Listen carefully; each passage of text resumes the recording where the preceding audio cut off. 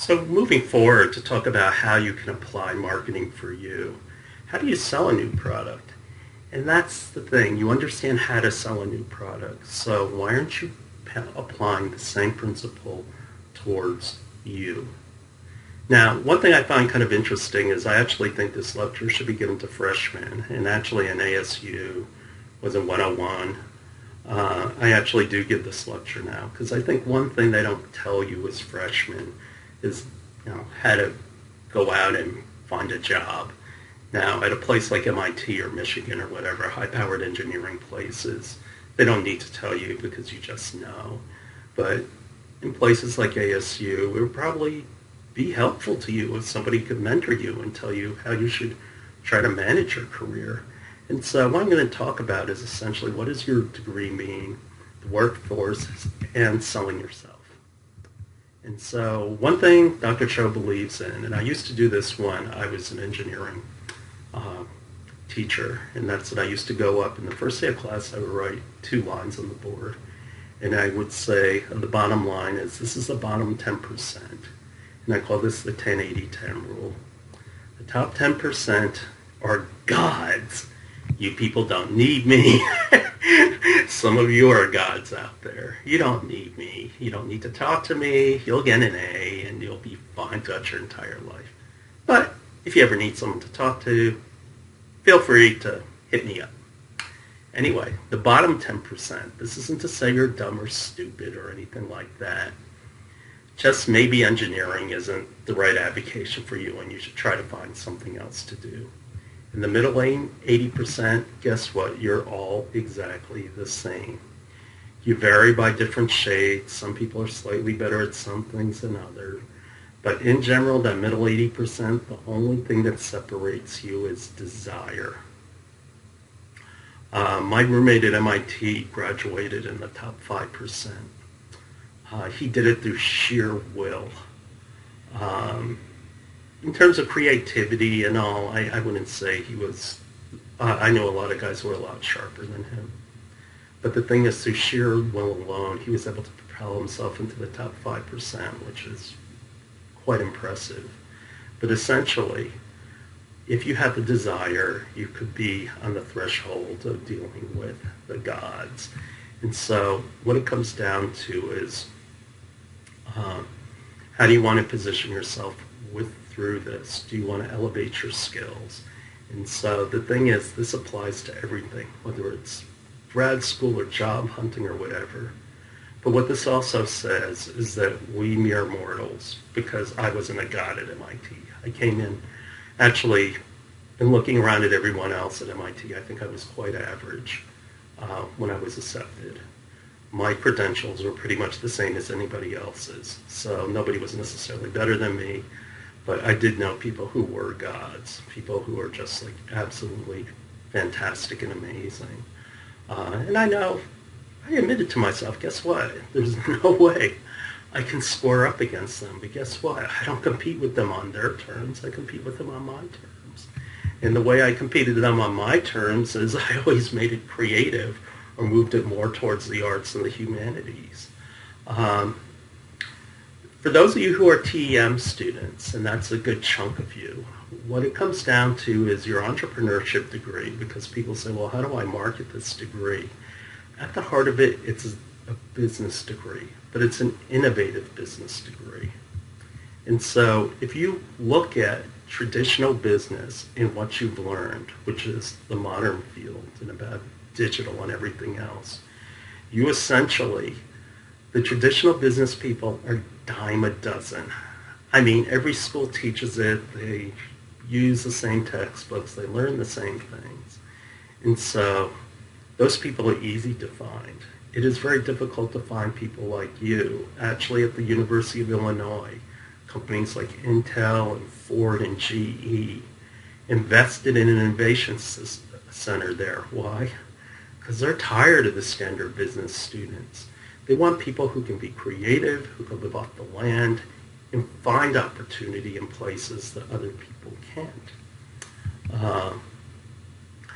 The thing is, your entrepreneurship degree is about innovative business development.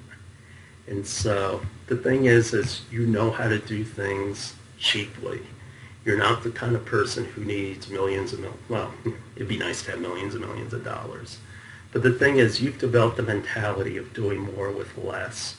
When I went into corporate America, coming from small companies, I knew how to save money.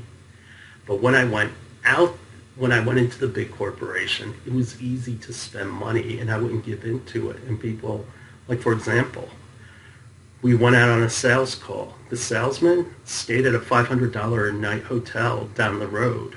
I was 3 blocks away and I stayed in the $89 a night hotel.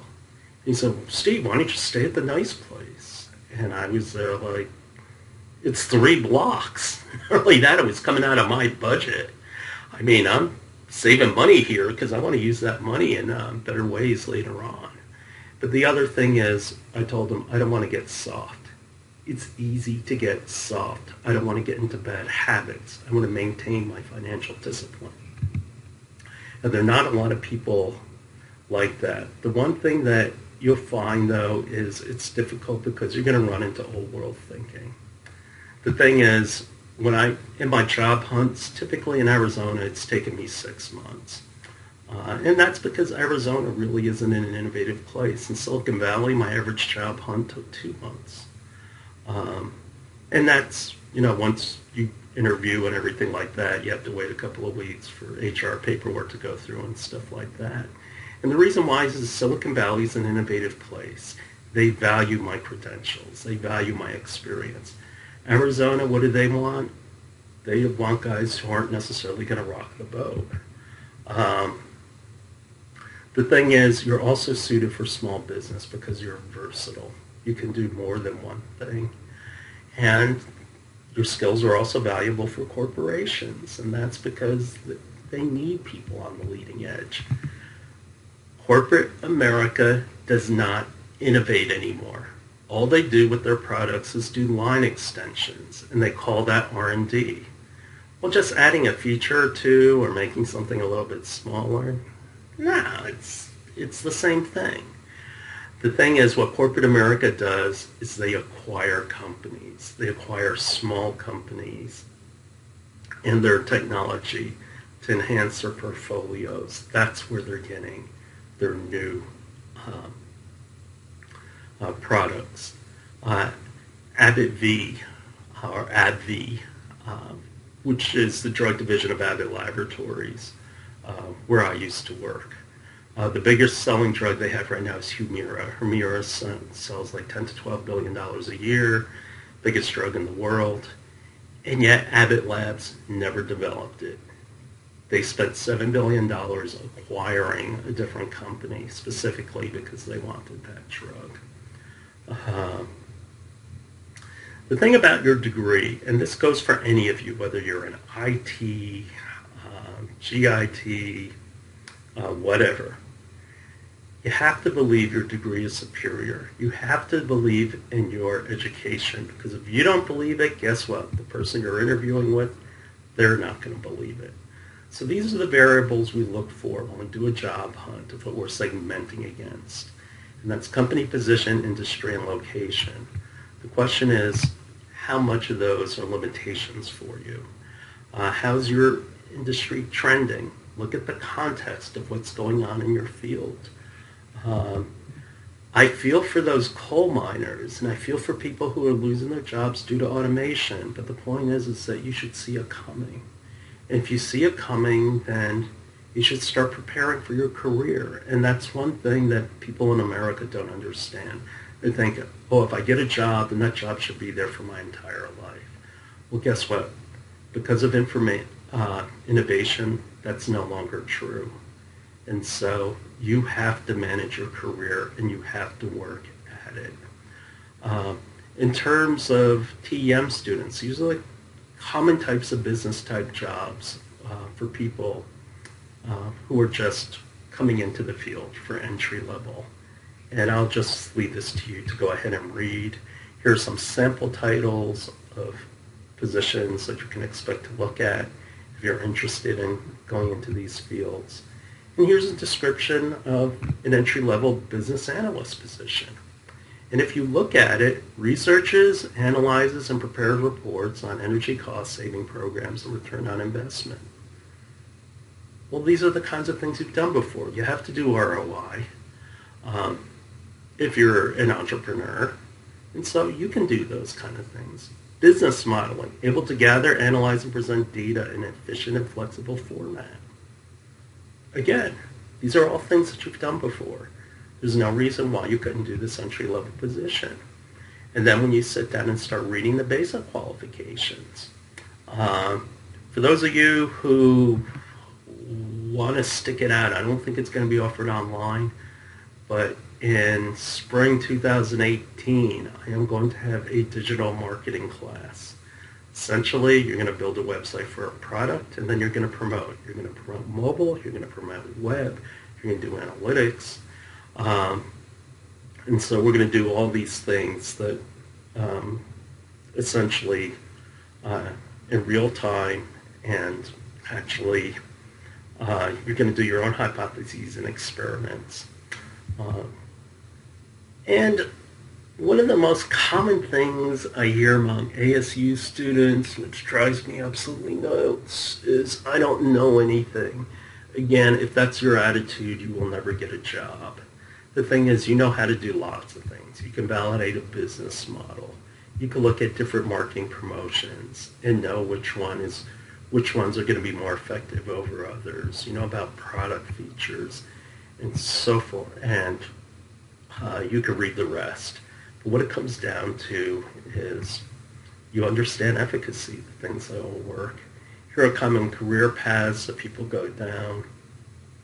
The thing is, if you want to go into mergers and acquisition or strategy, M&A, and this is even if you're going to be an aero major, those kind of positions are senior level positions. You have to basically prove yourself first before you can move into those kind of positions. The thing is, you have the skills to be great job hunters because you've had marketing. And not only that, you know how to do guerrilla marketing. You have to think of yourself as a brand. That's why in the assignment, brand me, I made you do that. Again, I'm trying to pick things to do that'll help you. What is your value proposition? And what it comes down to is it stuns me when you ask somebody, why should I hire you?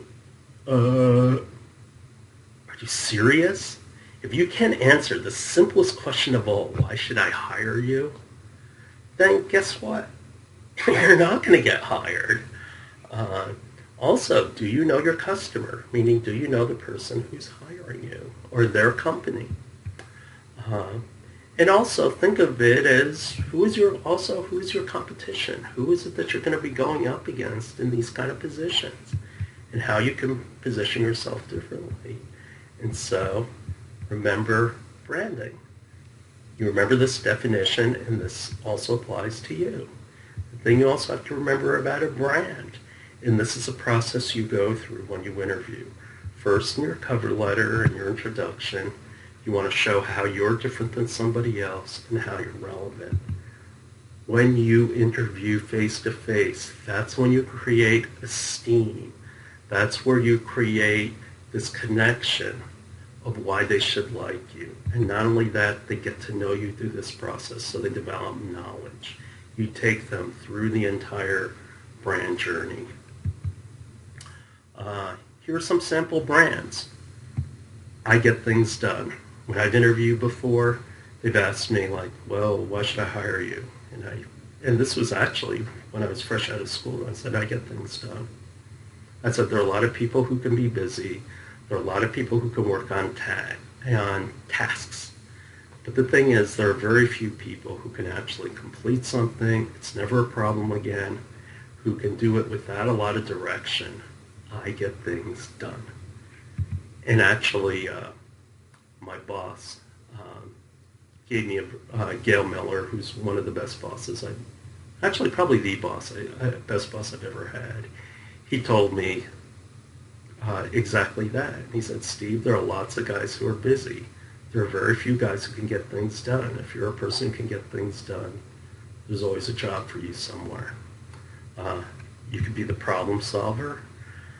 I knew one gal who got nervous, and she said, well, I had this boss who called me the Energizer Bunny. And what that really means is that you're a heavy lifter, that you can get a lot done. They just kind of laughed about that, but as it turns out, she still got the job. You're the innovator, or are you somebody's right hand, somebody that they count on? And then you have to give examples to make it tangible. What supports your brand?